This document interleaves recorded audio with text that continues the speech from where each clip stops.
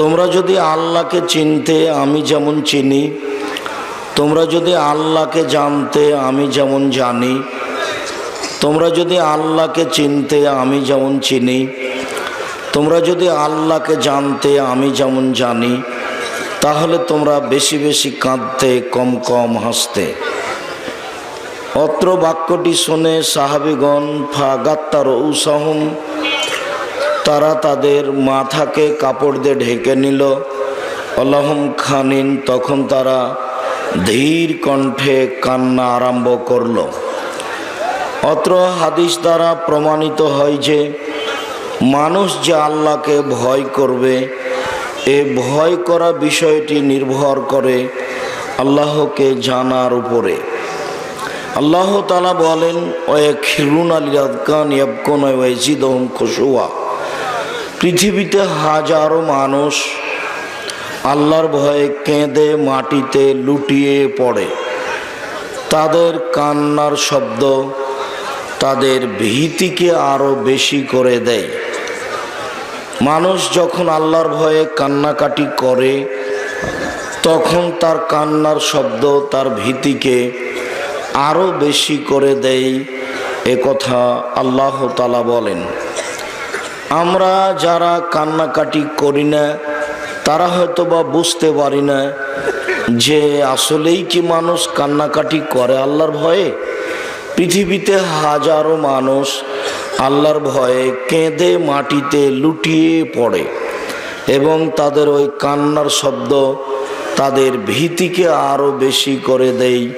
এ কথা আল্লাহ তাআলা বলেন। আল্লাহ তাআলা আমাদের নবীকে বলেন, ফাইদা ফারাগতা ফানসব ওয়া ইলা রাব্বিকা ফারগাব। মুহাম্মদ সাল্লাল্লাহু আলাইহি সাল্লাম, আপনি যখন দুনিয়াবি কাজ থেকে অবসর হবেন, তখন আপনি কঠোর শ্রমে আত্মনিয়োগ করুন, আর আপনি আমাকে যা বলবেন তা বিনয়ের সাথে কান্নাকাটি করে বলুন।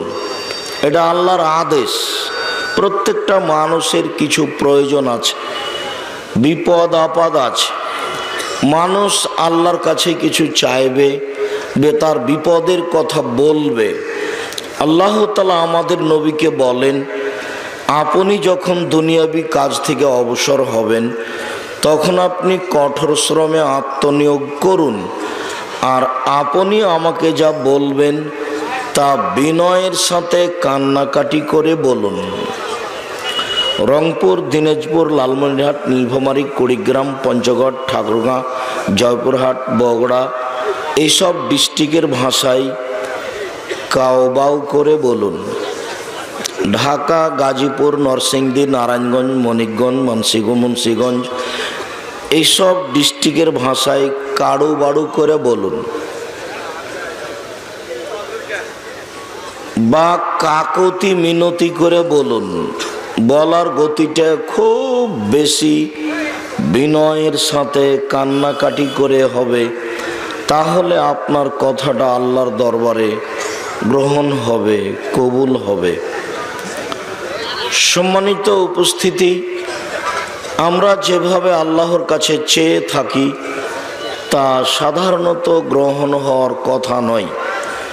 অনেকেই দোয়া করি আল্লাহর দরবারে, হাত তুলেই বলি আলহামদুলিল্লাহ রাব্বিল আলামিন বিহাক্কি লা ইলাহা ইল্লাল্লাহ। এইটা কোনো দোয়া হলো না। বাস্তব এটা মজাক করা বলেই বিবেচনা করা যায়। এটা একটা মজাক। আল্লাহর কাছে এরকম প্রার্থনা কবুল হবে না। আবু হুরায়রা রাদিয়াল্লাহু তাআলা আনহু বলেন, রাসূল সাল্লাল্লাহু আলাইহি ওয়াসাল্লাম বলেছেন, ইস্তাজাবু লিল আবদ, দাস দাসী মানুষের দোয়া কবুল করা হয়। এ কথাই ঠিক। তবে তিনটি কারণে দোয়া কবুল হয় না। এক, বেইসমিন, পাপের দোয়া যদি কেউ করে, চুরি করছে আর বলছে আল্লাহ যেন কেউ না দেখে, এটা হলো পাপ করার জন্য দোয়া। এই দোয়া আল্লাহর দরবারে কবুল হবে না।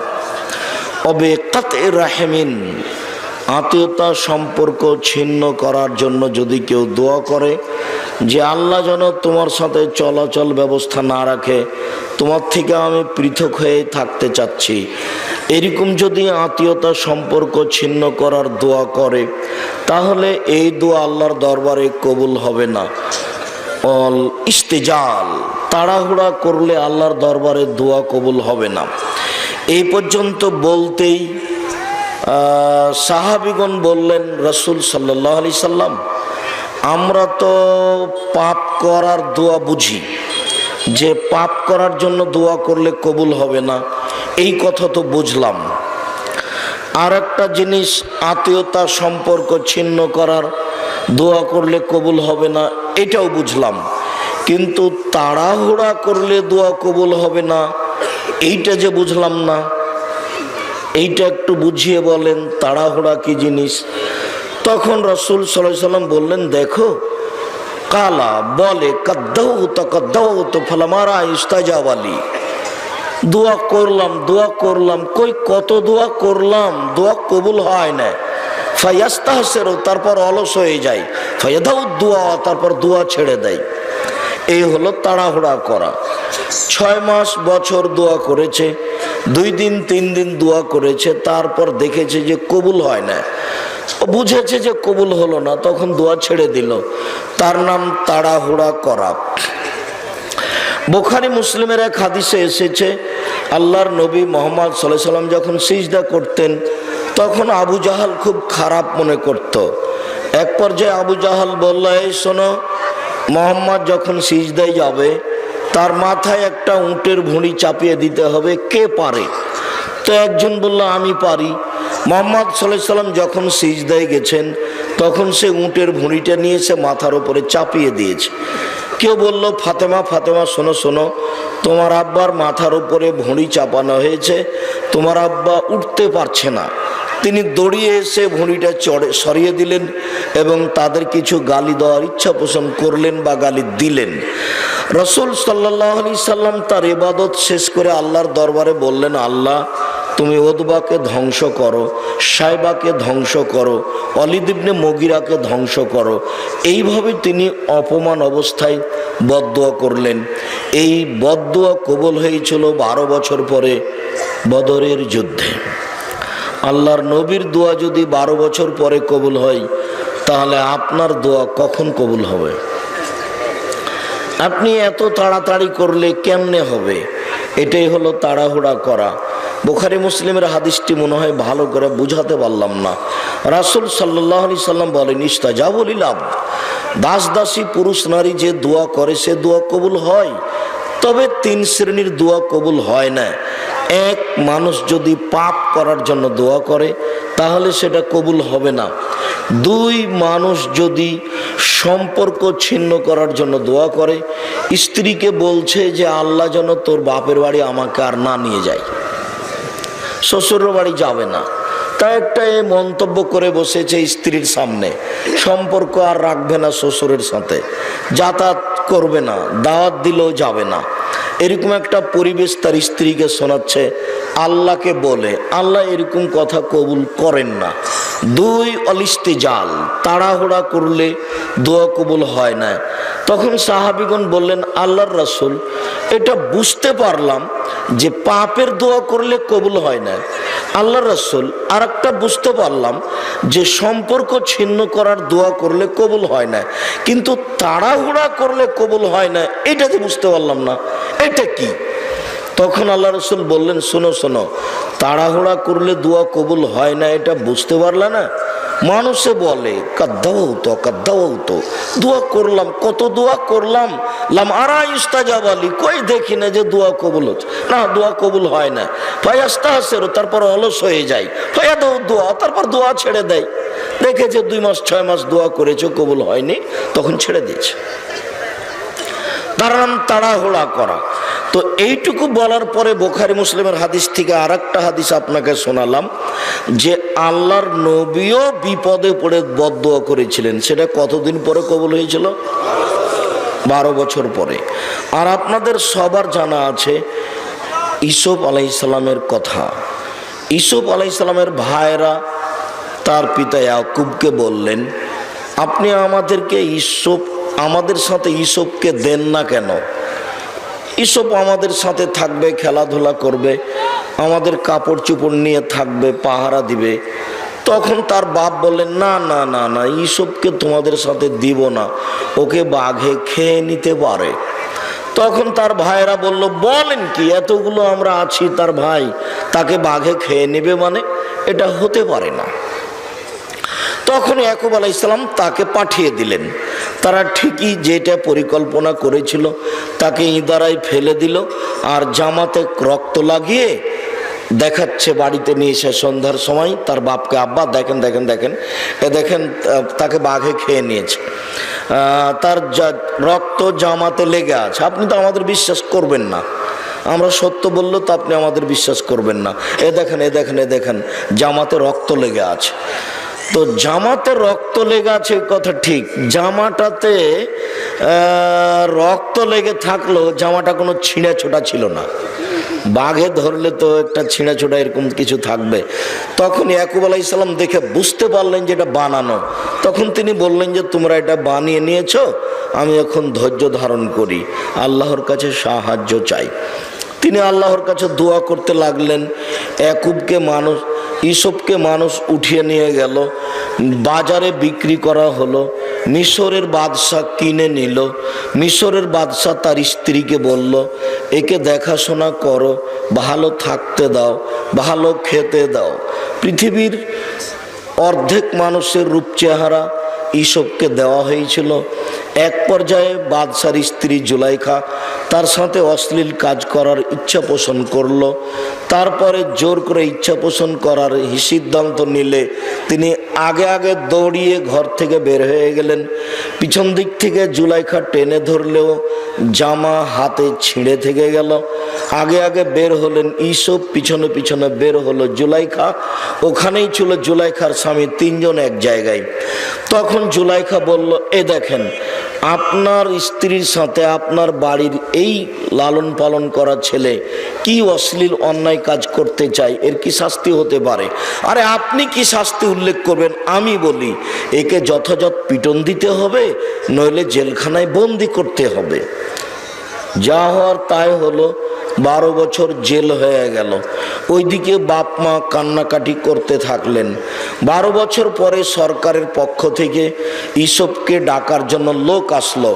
তখন ইসব বললেন, জি না, যাও বাদশাকে বলে দাও আমি জেল থেকে বের হব না যতক্ষণ পর্যন্ত জুলাইখা জাতির সামনে ঘোষণা না দিবে আমি অন্যায় করেছি, ইসব অন্যায় করেনি। এই ঘোষণা জাতির সামনে প্রকাশ না পাওয়া পর্যন্ত আমি সব জেলখানা থেকে বের হব না। আমি তার বাড়িতে লালন পালন হওয়া অবস্থায় আমি তার স্ত্রীর সাথে অন্যায় করিনি, এইটা আগে প্রমাণ হতে হবে। তারপরে আমাদের নবী মুহাম্মদ সাল্লাল্লাহু আলাইহি সাল্লাম বলেন যে আমার চেয়ে ইসবের ধৈর্য অনেক বেশি। আমাকে যদি সরকারের পক্ষ থেকে ডাকা হতো তাহলে আমি বলতাম যে চলো চলো চলো জেলখানা থেকে আমি এখন বের হয়ে যাই, চলো। কিন্তু ইসব বের হলেন না। তিনি বললেন যে আগে জুলাইখাকে জাতির সামনে ঘোষণা দিতে হবে ইসব অন্যায় করেনি, আমি করেছি। শেষ পর্যন্ত জুলাইখা জাতির সামনে ঘোষণা দিল যে আমি জুলাইখা অন্যায় করেছি, ইসব অন্যায় করেনি। তখন তিনি জেল থেকে বের হলেন। তারপরে এক পর্যায়ে দায়িত্ব নিলেন। তারপরে বাপ মাকে নিয়ে আসলেন। তখন ইয়াকুব আলাইহিস সালামের দোয়া কবুল হওয়া প্রমাণ হলো প্রায় 25 থেকে 30 বছর পরে। আমি আসল কথা বলতে চেয়েছি কি তা হয়তো বুঝতে পারলেন না। যেদিন ইসব হারিয়ে গেলেন সেদিন থেকে বাপের দোয়া চালু হলো, আল্লাহ তুমি আমার ছেলেকে ফিরিয়ে দাও, আল্লাহ তুমি আমার ছেলেকে ফিরিয়ে দাও। দিন যায় রাত্রি যায়, দিন যায় রাত্রি যায়। প্রায় 25 থেকে 30 বছর পরে ইয়াকুব ছেলেকে ফিরিয়ে পেলেন। তখন আর তিনি চোখে দেখেন না। কান্নাকাটি করতে করতে করতে করতে চোখগুলি, তার চোখ দুটি হারিয়ে গেছে। অন্ধ মানুষ। শেষ পর্যন্ত ছেলেকে ফিরিয়ে পেলেন, চক্ষুও ফিরিয়ে পেলেন। আমি যেটা আপনাকে বলতে চাচ্ছিলাম সেটা দোয়া করেন বিনয়ের সাথে, কান্নাকাটি করে, তবে অলসতা করবেন না বা ক্লান্ত হয়ে ছেড়ে দিবেন না বা কই দোয়া কবুল হয় না এরকম কথা বলে ছেড়ে দিবেন না। দোয়াই একটা শক্তিশালী পাওয়ারফুল ব্যতিক্রম ব্যবস্থাপনা, যা দিয়ে মানুষের তাকদীর পরিবর্তন হয়। রাসূল সাল্লাল্লাহু আলাইহি সাল্লাম বলেন, লা ইরাদ্দুত তাকদীর ইল্লা বিদুআয়ে, দুয়াই একমাত্র মানুষের ভাগ্যকে পরিবর্তন করে দিতে পারে। পৃথিবীর সৃষ্টির 50,000 বছর পূর্বে আপনার ভাগ্য লেখা হয়েছে। যেদিন আপনি আপনার মায়ের পেটে 4 মাস, সেদিন আপনার ভাগ্য আবার লেখা হয়েছে, সেদিন আপনার ভাগ্য আবার লেখা হয়েছে। এই চূড়ান্ত ভাগ্যকে পরিবর্তন করতে পারে একমাত্র দোয়া। যখনই আপনি আল্লাহর কাছে বেশি কান্নাকাটি করবেন, বিনয়ের সাথে বলতে থাকবেন, এক পর্যায়ে আল্লাহ আপনার ভাগ্যে যেটা লিখে রেখেছিলেন সেটা কেটে দিয়ে নতুনভাবে লিখে দিবেন। তা হচ্ছে দোয়া। দোয়াই একমাত্র শক্তিশালী ব্যবস্থাপনা মানুষের তাকদীর ভাগ্য পরিবর্তন করার। মহান আল্লাহ বলেন, হে মোহাম্মদ সাল্লাল্লাহু আলাইহি সাল্লাম, আপনি যখন দুনিয়াবি কাজ থেকে অবসর হবেন তখন আপনি ইবাদতে কঠোর শ্রমে আত্মনিয়োগ করুন। আর আপনি আমাকে যা বলবেন, আমার কাছে যা চাইবেন তা বিনয়ের সাথে কান্নাকাটি করে চান। আল্লাহর নিকটে বিনয়ের সাথে কান্নাকাটি করে চাইলে আল্লাহ কবুল করবেন। যেটাই বলবেন, পাপ হয়েছে তার জন্য দুশ্চিন্তার কিছু নেই। পাপ হয়েছে, আপনি ক্ষমা চান, ক্ষমা হবে ইনশাআল্লাহ। আনাস রাদিয়াল্লাহু তাআলা আনহু বলেন, রাসূল সাল্লাল্লাহু আলাইহি সাল্লাম বলেছেন, আল্লাহ তাআলা বলেন, ইবনা আদম মা দাওয়াতানি ওয়া রাজাতানি, হে আদমের ছেলে মেয়ে শোনো, তুমি যেভাবে ডাকো আমি সেভাবে থাকি, তুমি যেভাবে ডাকো আমি সেভাবে থাকি, তুমি যেভাবে আশা পোষণ করো সেভাবে আমি পূর্ণ করে থাকি। ওয়ালা উবালি, আমি পরোয়া করি না তুমি কত বড় পাপী, আমি পরোয়া করি না তুমি কত বড় পাপী, আমি পরোয়া করি না তুমি কত বড় পাপী। তুমি যেভাবে ডাকো আমি সেভাবে থাকি, তুমি যেভাবে আশা পোষণ করো আমি সেভাবে পূর্ণ করে থাকি। পরের বাক্যে রাসূল সাল্লাল্লাহু আলাইহি সাল্লাম বলছেন, আল্লাহ তাআলা বলেন, ইবনা আদম লাউ বালাগাত যুনুবুকা আনারা সামায়ে, হে আদমের ছেলে মেয়ে শোনো, তোমাদের পাপ বেশি হতে হতে যদি আকাশ লেগে যায়, হে আদমের ছেলে মেয়ে শোনো, তোমাদের পাপ বেশি হতে হতে যদি আকাশে লেগে যায়, পাপ আর পাপ আকাশ জমিন পরিপূর্ণ হয়ে আছে, এই সময়তে যদি তুমি আমাকে বলো যে আমাকে ক্ষমা করো, ফাস্তাগফিরতানি, হে প্রতিপালক আমার আল্লাহ তুমি আমাকে ক্ষমা করো, গাফারতু লাকা, আমি তোমাকে ক্ষমা করে দেবো। ওয়ালা উবালি, আমি পরোয়া করি না তুমি কত বড় পাপী, আমি পরোয়া করি না তুমি কত বড় পাপী, আমি পরোয়া করি না তুমি কত বড় পাপী, তুমি আমাকে একটু বলো না, আমি তোমার বলার অপেক্ষায় রয়েছি। এছাড়াও আল্লাহ তাআলা বিচারের মাঠে বলবেন, সমস্ত আদমের ছেলে মেয়ে যখন বিচারের মাঠে উপস্থিত হবে তখন আল্লাহ তাআলা আদমের ছেলে মেয়ের সামনে এসে বলবেন, ইবনা আদম লা আতাইতানি বিকুরাবিলার যে খাতায়া সুম্মা লাকিতানি লা তুশরিকু শাইআ লা আতাইতুকা বিকুরাবিহা মাগফিরা। এই আদমের ছেলে মেয়ে, তোমরা আজকে পাপ নিয়ে উপস্থিত হয়েছো বিচারের মাঠে, পাপ আর পাপ, তোমাদের পাপ আকাশ জমিন পরিপূর্ণ হয়ে আছে, আমি আল্লাহ সেই পরিমাণ ক্ষমা নিয়ে উপস্থিত হয়েছি। তোমার যেই পরিমাণ পাপ আমার সেই পরিমাণ ক্ষমা, তোমার যেই পরিমাণ পাপ আমার সেই পরিমাণ ক্ষমা। যদি শিরক না থাকে, তোমার পাপ যত আমার ক্ষমা তত, তোমার পাপ যত আমার ক্ষমা তত। যদি শিরক না থাকে, আল্লাহ তাআলা আপনাকে ক্ষমা করার জন্য প্রতীক্ষমান রয়েছেন। আবু যার গফারি রাদিয়াল্লাহু তাআলা আনহু বলেন, রাসূল সাল্লাল্লাহু আলাইহি ওয়াসাল্লাম বলেছেন, আল্লাহ তাআলা বলেন হাদিসে কুদসি, ইয়া ইবনা আদম ইন্নাকুম তুখতিউনা লাইলান ওয়া নাহারা ওয়া নাগফিরু যুনুবা জামিয়া। এই আদমের ছেলে মেয়ে শোনো, তোমাদের কাজ দিনরাত পাপ করা, তোমরা তো দিনরাত পাপ করো, আর আমি আল্লাহ তোমাদের দিনরাত পাপ ক্ষমা করে থাকি। ক্ষমা চাইতে হবে, কান্নাকাটি করে ক্ষমা চাও, তাহলে আল্লাহ তোমার কথা শুনবেন, সত্য সত্যই বুঝবেন যে তুমি ক্ষমা চাচ্ছ। এইভাবে অলসতা করে সবাই মিলে কবরস্থানে গিয়ে হাত তুলে দোয়া করলো আর হাসাহাসি করলো আর কত কথা বলল, আর বলছে আল্লাহ অমুক যার হাত কবুল হবে তার হাত দিয়ে আমাদের সবকে পার করে দাও। এরপরে নগদ বেদাত, এই ইবাদত এই দোয়া কবুল হওয়ার কোনো প্রশ্নই আসে না। এইভাবে ঈদের মাঠে গিয়ে সবাই মিলে জালসার পরে সবাই মিলে যেভাবে হাত তুলে দোয়া করছে, এইসব বেদাত এবাদাত কবুল হবে না। কবুলই হয়নি তো পাবে কি? যেই কারণে চাচ্ছে সেই কারণটা তো কবুল হবে তারপরে। আর কেউ একটু দোয়ার ঢং বুঝেও না, একটু বোঝার চেষ্টাও করে না। আর যারা দিন প্রচার করছে তারা তো মিথ্যা প্রচার নিয়ে ব্যস্ত। এক মিনিট দেখেন তো দেখি, আপনাকে একটু দেখাই। আয়েশা রাদিয়াল্লাহু তাআলা আনহা বলেন, আল্লাহর নবী রাতে আমি বিছানে শুয়ে আছি, তিনি আসলেন, এসে জুতা স্যান্ডেল পাশে রাখলেন, কাপড় চোপড় রেখে দিয়ে আমার পাশে শুয়ে গেলেন। তিনি অনুমান করলেন যে আমি ঘুমিয়ে গেছি। আসলে আমি ঘুমাইনি, আমি ভান করে ঘুমিয়ে আছি। দেখি আল্লাহর নবী কিছুক্ষণ পরে উঠে কোথায় যায় নাকি। আমি আসলে ভান করে ঘুমিয়ে আছি। দেখলাম কিছুক্ষণ পরে উনি মনে করেছেন যে আমি ঘুমিয়ে গেছি। তিনি ধীরে উঠে কাপড় চোপড় নিয়ে, জুতা স্যান্ডেল নিয়ে ধীরে দরজাটা খুলে বাইরে চলে গেলেন। বাইরে গিয়ে দরজা বন্ধ করে চলে গেলেন। আমিও উঠলাম, কাপড় চোপড় নিলাম, মাথায় কাপড় দিলাম।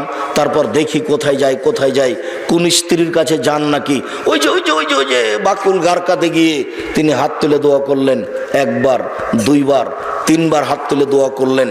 তারপরে ঘুরে হাঁটলেন, আমি ঘুরে হাঁটলাম, তিনি জোরে হাঁটলেন, আমি জোরে হাঁটলাম, তিনি দৌড়ালেন, আমিও দৌড়ালাম।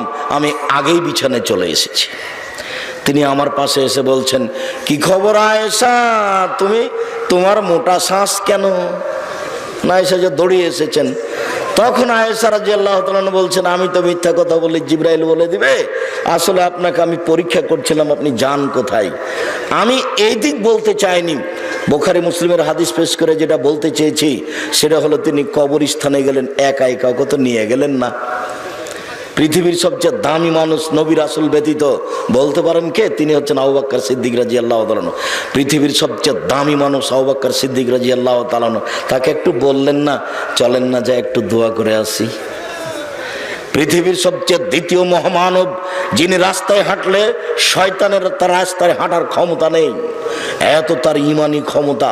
নিশ্চিত কথা যে উমর ওই শয়তানের গায়ে থাপ্পড় মারতে পারবেন না। কেন? উমর এক পদার্থের তৈরি, আর ও শয়তান আরেক পদার্থের তৈরি, মারার কোনো ক্ষমতা নেই। তবুও শয়তান রাস্তা ছেড়ে দেয়।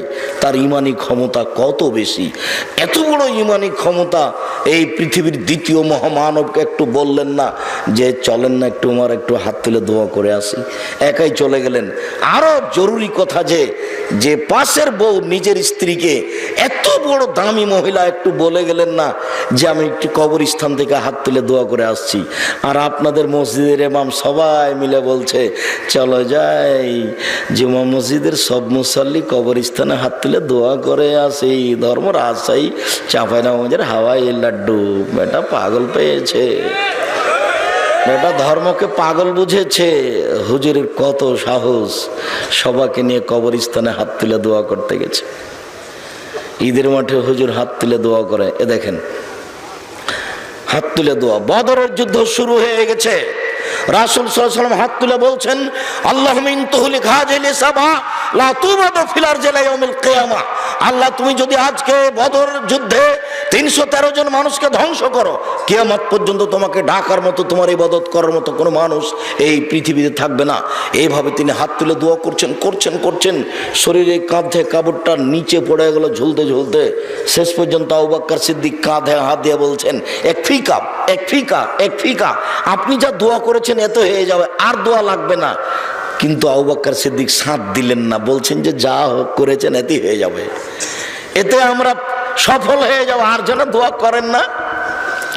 আমি যেটা বলছি সেটা হলো, বিপদে পড়ে আল্লাহ রাসূল একাই হাত তুলে দোয়া করছেন, আবু বকর সাথ দিলেন না। আর আপনাদের 5 ওয়াক্ত নামাজের পরে সবাই মিলে হাত তুলে না দোয়া করলে বলছে যে মনে হচ্ছে যে হাতে তরকারি নেই, কেন যেন আন্না লাগছে।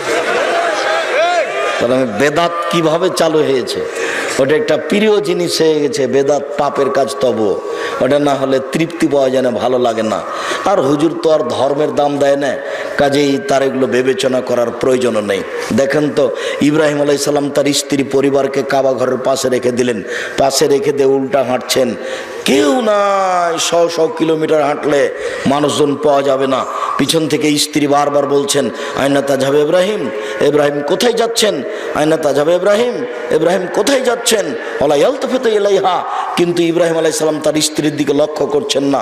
শেষ পর্যন্ত স্ত্রী নিরুপায় হয়ে বলছেন, আমার আকাল্লাহ হবে হাজা, আল্লাহ কি আপনাকে এইভাবে চলে যেতে বলেছেন? তখন তিনি বলছেন, নাম, হ্যাঁ আমাকে এইভাবে চলে যেতে বলেছেন। তখন স্ত্রী পিছন থেকে বলছেন, ফালাইউজাইয়াল্লাহ তাআলা, ঠিক আছে যান, আল্লাহ তাআলা আপনাকে আমাকে ধ্বংস করবেন না। এই বলে স্ত্রী ফিরে চলে গেলেন। ইনি ওই সানিয়া পাহাড়ের ওখানে গিয়ে কাবা ঘরের দিকে মুখ করে, আহাল পরিবার দেখা যায় না, হাত তুলে দোয়া করে বলছেন, আল্লাহুম্মা ইন্নী আসকানতু মিন যুররিয়াতি বিওয়াদিন গায়রি যি যারিন ইনদা বাইতিকাল মুহাররম, আল্লাহ আমার পরিবারের কিছু অংশ এই কাবা ঘরের পাশে রেখে দিলাম, যেখানে মানুষজন তো নেই, ঘাস পাতা নেই, মরুভূমিতে রেখে দিলাম। আহল পরিবারের জন্য হাত তুলে দোয়া করছেন ইব্রাহিম আলাইহিস সালাম। আপনি কোনোদিন ছেলে মেয়ের জন্য দোয়া করেছেন? খালি নামাজের পরে ইমাম সাহেব হাত তুলে দোয়া করেনি, সেই জন্য লাভ দিয়ে উঠে লেগে গেছে। জীবনে কোনোদিন ছেলে মেয়ের জন্য হাত তুলে দোয়া করে না, আজকে গিয়ে ছেলে মেয়ের জন্য হাত তুলে দোয়া করবেন। সম্মানিত দিনী ভাই বোন, বলছিলাম কান্নাকাটি করে আল্লাহকে বলেন, কবুল হয়ে যাবে। ইবনে আব্বাস রাদিয়াল্লাহু তাআলা আনহু বলেন, রাসূল সাল্লাল্লাহু আলাইহি সাল্লাম বলেছেন, আইনানে লা তামাসসুহুমান নার, দুই শ্রেণীর চক্ষু রয়েছে, দুই শ্রেণীর মানুষ রয়েছে, ওরা জাহান্নামে যাবে না। এক, বাকাত মিন খাশিয়াতিল্লাহ, ওই চক্ষু ওই মানুষ যে আল্লাহর ভয়ে কাঁদে। দুই, হারাসাত ফি সাবিলিল্লাহ, ওই চক্ষু ওই মানুষ যে আল্লাহর রাস্তায় পাহারা দেয়। আবু হুরায়রা রাদিয়াল্লাহু তাআলা আনহু বলেন, রাসূল সাল্লাল্লাহু আলাইহি সাল্লাম বলেছেন, লা ইয়ালজার রাজুলুন নারা বাকা মিন খাশিয়াতিল্লাহ হাত্তা ইয়ালজাল লাবানু ফি জাররে, আল্লাহর ভয়ে কাঁদে যে তার জাহান্নামে যাওয়া ওই রকমই অসম্ভব। গাভীর বান থেকে চাপ দিয়ে দুধ বের করে ভিতরে ঢোকানো যেমন অসম্ভব, গাভীর বান থেকে চাপ দিয়ে দুধ বের করে ঢোকানো যেমন অসম্ভব, আল্লাহর ভয়ে কাঁদে যে তার জাহান্নামে যাওয়া তেমনি অসম্ভব। এটি কি মানুষের পক্ষে সম্ভব? গাভীর বাঁট থেকে দুধ বের করে কি সেখানে ঢোকাতে পারবে? এটা অসম্ভব। আল্লাহর ভয়ে যে কাঁদে তার জাহান্নামে যাওয়া তেমনি অসম্ভব, সে জান্নাতে যাবেই। মুআবিয়া ইবনে হাওদা রাদিয়াল্লাহু তাআলা আনহু বলেন, রাসূল সাল্লাল্লাহু আলাইহি সাল্লাম বলেছেন, সালাসাতু আয়ুনিন লা তারাহুমান নার, তিন শ্রেণীর চক্ষু জাহান্নামে যাবে না, তিন শ্রেণীর মানুষ জাহান্নাম দেখবে না, তিন শ্রেণীর মানুষ জাহান্নামে যাবে না।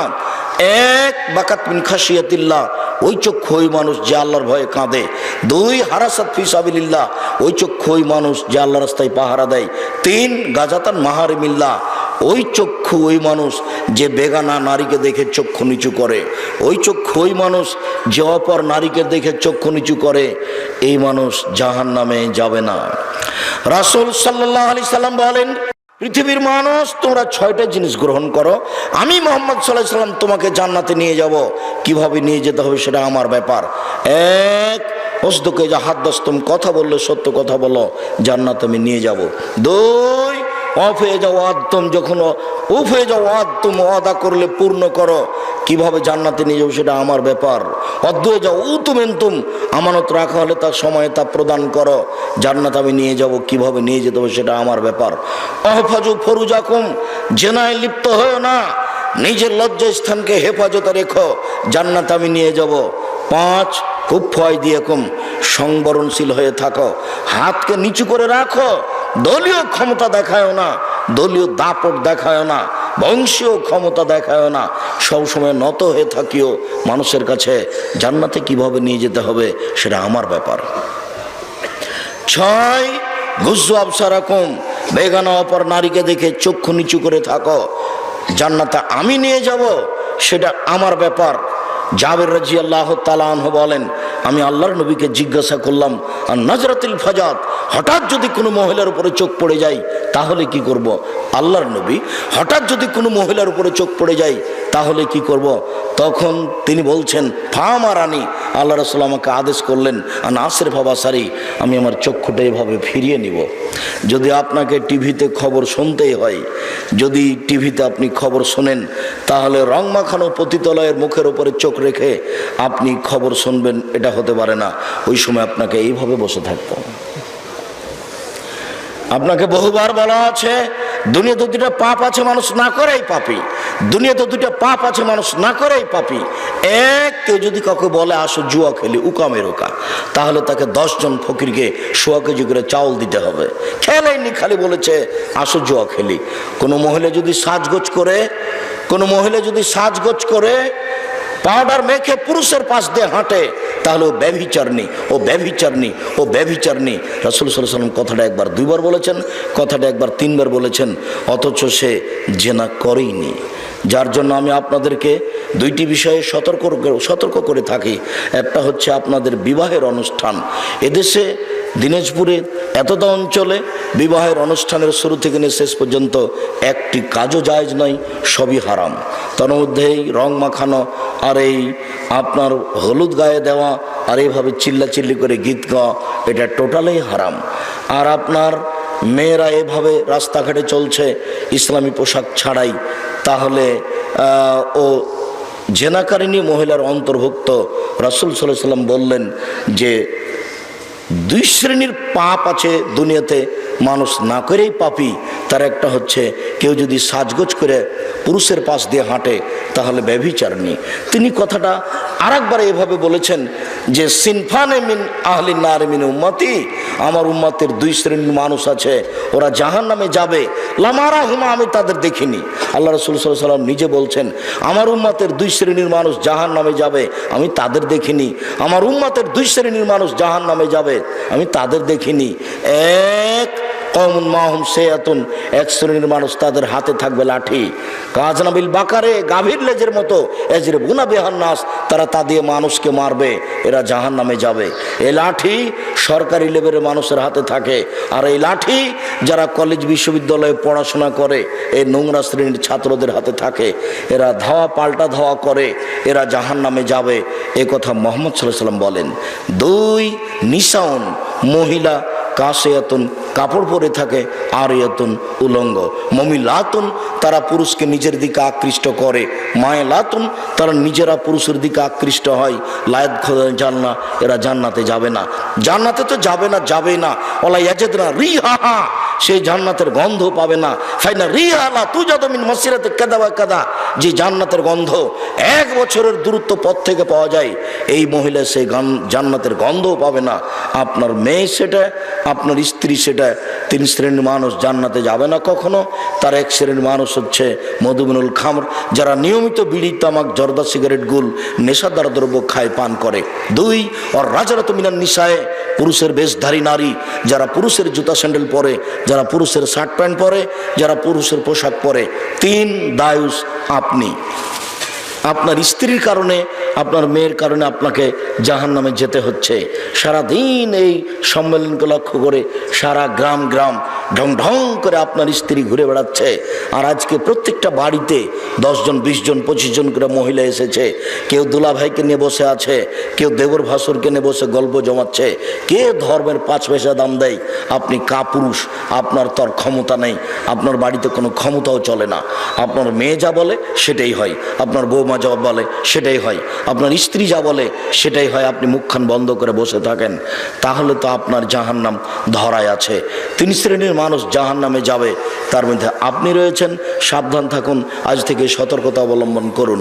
রাসূল সাল্লাল্লাহু আলাইহি সাল্লাম বলেন, লাইসা শাইউন আহাব্বা ইলাল্লাহি মিন কাতরাতাইনি ওয়াসারাইনি, 2টি বিন্দু ফোটার একটা হচ্ছে 1 ফোঁটা চোখের রক্ত, 1 ফোঁটা চোখের পানি। 1 ফোঁটা চোখের পানি আল্লাহর কাছে যত প্রিয়, পৃথিবীর কোনো কিছু আল্লাহর কাছে তত প্রিয় নয়। সম্মানিত দিনী ভাই বোন, আজকের আলোচনার শেষ হাদিস, রাসূল সাল্লাল্লাহু আলাইহি সাল্লাম বলেন, কেউ যদি নির্জনে আল্লাহকে ডাকে, 2 চোখের পানি ঝরঝর করে ঝরে, তাহলে সে জান্নাতে যাবে। সে বিচারের মাঠে বিশেষ ছায়াতলে থাকবে। আপনারা রাতে কান্নাটি করে যে কোনো সময়ে বিনয়ের সাথে আল্লাহকে বলে নিজের পাপ ক্ষমা নেওয়ার চেষ্টা করুন। আল্লাহ সবাইকে কবুল করুক। আল্লাহ আমাদের যারা মারা গেছে, তুমি তাদের কবরের শাস্তি মাফ করো।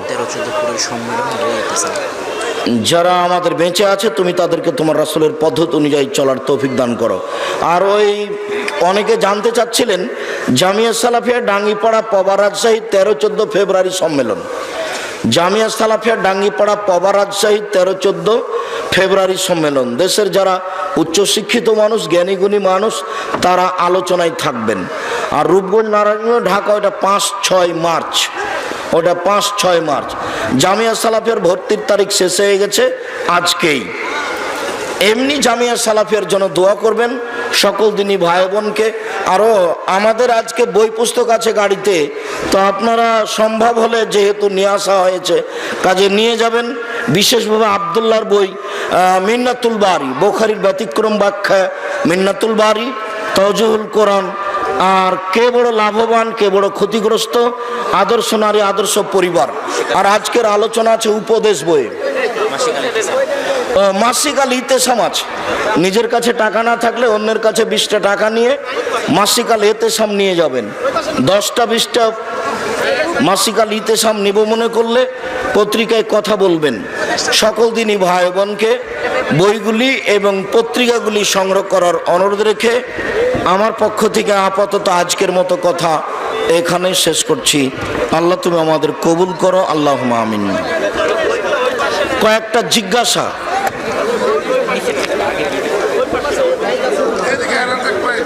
আচ্ছা, বইগুলি সবাই নিয়ে যাবেন অন্তত মাসিক আল ইতেসাম পত্রিকা, তাহলে এটা হচ্ছে জামিয়া সালাফিয়ার মুখপাত্র পত্রিকা। ভাই বোনকে মাসিক আল ইতেসাম পত্রিকা 50টা প্রশ্নের উত্তর আছে। 10 জন মুফতি দিয়ে ফতোয়াগুলি ঠিক করা হয়। যে ব্যক্তি আজান দিবে সে মুয়াজ্জিন, উক্ত মুয়াজ্জিন আজান দেওয়ার পর ওই জামাতে ইমামতি করতে পারবে কি? জি পারবে। রাসূল সাল্লাল্লাহু আলাইহি সাল্লাম বললেন, তোমাদের একজন আজান দিবে আর 2 জনের মধ্যে যে বড় সে ইমামতি করবে। তা যে আজান দিয়েছে সে ইমামতি করতে পারে, কোনো সমস্যা নেই। একজন আলিম পাস মৌলভী জামাতে ইমামতি করাকালীন আর একজন কামিল পাস মৌলভী উক্ত জামাতে মুক্তাদি হলেন, কিন্তু ইমাম সাহেবের কেরাত অশুদ্ধ হলে উক্ত কামিল পাস মৌলভীর নামাজ হবে কি? সবারই হবে। ও তো বুঝে না যে কোরআন মাজিদ কতভাবে পড়া যায়। কোরআন মাজিদ 7 ভাষাতে পড়া যায়। যেমন রংপুর দিনাজপুরে বলে অংপুর, আর রাজশাহী চাঁপাইনবাবগঞ্জে বলে রংপুর। এরা বলছে সরেওয়া দিয়ে আর ওরা বলছে র দিয়ে। দিনাজপুর রংপুর এখানে এরা বলে কৃষক যাবু আর ওরা বলে কিসকে যাবি, একই শব্দ। কাজেই এইটা হচ্ছে ভাষার লোগাতের 19-20। এটা ইমাম সাহেব না জানার কারণে এভাবে বলে থাকেন। যে ব্যক্তি কামিল পাস অথচ সে নামাজ পড়ে না এবং হালাল হারাম কিছুই বুঝে না, মানে না, আলেম হিসাবে তার নিকট হতে কোনো ফতোয়া নেওয়া যাবে কি? জি না, এমন আলেমের কাছে কোনো ফতোয়া নেওয়া যাবে না। যে ব্যক্তি 5 ওয়াক্ত নামাজ পড়ে না কিন্তু জুমার দিনে ইমামতি করে, তার পিছনে নামাজ হবে কি? হবে। আপনার হবে, তার হবে না। একজন খারেজি ভাবে লেখাপড়া মৌলবী, তার চরিত্র ভালো, সে ইসলামের সকল বিষয় মেনে চলে, তার পিছনে একজন কামিল পাস মৌলবীর নামাজ হবে? জি হবে।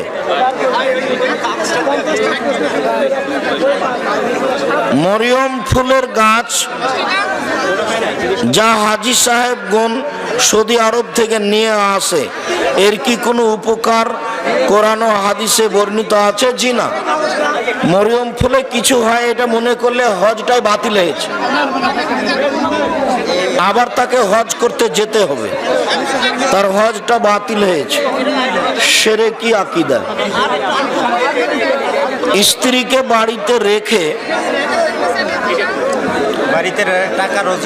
টাকা রোজগারের জন্য বিদেশে যাবার ইসলামে কি অনুমতি আছে? স্বামী স্ত্রী রাজি হলে স্বামী বিদেশে যেতে পারে, রাজি হলেই হবে, রাজি না হলে যেতে পাবে না। এবছর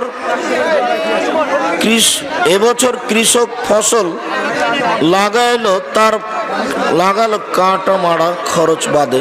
কাটা মারা খরচ বাদে কৃষকের আসল টাকা হচ্ছে না, এমত অবস্থায় ওসরের বিধান কি? ওসর দিতেই হবে। ঈদগাহ মাঠে মেম্বার রাখা যাবে না, যাবে না, সেই ঈদগাহর মাঠে নামাজ হবে না। নামাজ হবে, ঈদগাহ মাঠে মেম্বার নিয়ে যাওয়া যাবে না, নামাজ হবে, সালাত হয়ে যাবে। তাড়াহুড়ার কিছু নাই। আমি জানি অনেক বই আছে, ওই কে বড় ক্ষতিগ্রস্ত, তাফসির কি মিথ্যা হতে পারে, মানে যে বইটা তাফসির কি মিথ্যা হতে পারে ওর সব তাফসিরই মিথ্যে। একটু ধৈর্য ধারণ করেন, সবাই পাবেন। জামে মসজিদে টাইলসের মেম্বারে খুতবা দেওয়া যাবে কি? খুতবা দেওয়া যাবে তো এই মেম্বার ভেঙে ফেলতে হবে, কাঠের মেম্বার বানাতে হবে। খুতবা ভুল হয়ে গেছে, আপনারা মেম্বারটা ভেঙে ফেলেন, কাঠের মেম্বার বানাতে হবে, এটাই সুন্নাত। আমরা মৌসুমে ধান মাড়ি, চিকন ধান অথবা মোটা ধান, দামের পৃথক আছে। এখন আমরা চিকনটার থেকে চিকনের জাকাত দিব না মোটার? অসুবিধা নেই, যদি ভিন্ন ভিন্ন করে জাকাত দিতে পারেন দেন, আর না হলে পরিমাপে দিবেন একটা। মহিলারা কি জানাজা করতে পারবে? ওরা জানাজার ইমামতি করতে পারবে না, তবে জানাজায় শরীক হতে পারবে, কান্নাকাটি করতে পারে, যার কারণে তাদের নিয়ে যাওয়া হয় না। জানাজায় শরীক হতে পারে। মুসাফা করার সময় বাম হাত সম্পূর্ণ